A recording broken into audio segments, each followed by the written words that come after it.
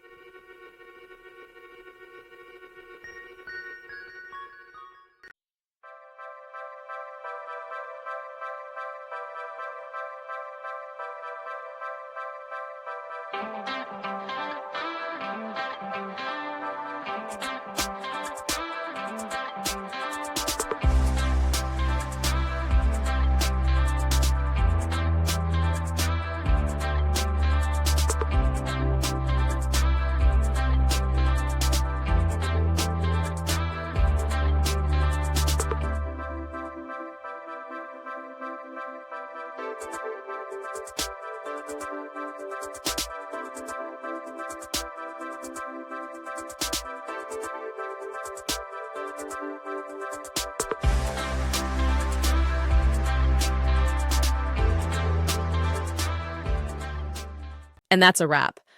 I hope you found the answer you were looking for. If you did, take a second to hit that subscribe button. It really helps out. And let me know in the comments which solution worked best for you. See you next time in the debug zone.